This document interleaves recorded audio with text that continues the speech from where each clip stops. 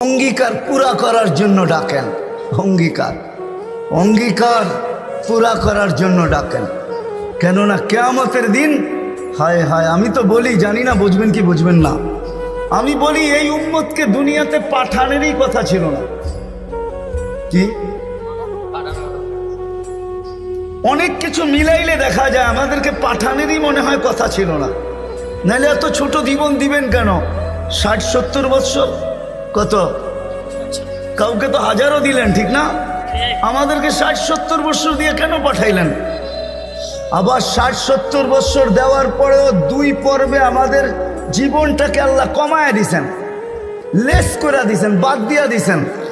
প্রথম 15 বৎসর হিসাবে আসবে না, যতক্ষণ পর্যন্ত বালেগ না হয়, কলম তার বিরুদ্ধে যায় না, পক্ষে চলতে পারে, বিরুদ্ধে চলবে না, রুফিয়াল কালাম। এইখানে 15 বৎসর বাদ। তারপরে যেটা থাইকা যায় 60 আর 70-এর ভিতর থেকে, যতক্ষণ আমরা ঘুমাই 4-6 ঘন্টা আর 8 ঘন্টা, এটাও কলম উঠানো থাকে, আমাদের বিরুদ্ধে যায় না, এটাও মাপ, এটাও। তাইলে আর থাকলো কি?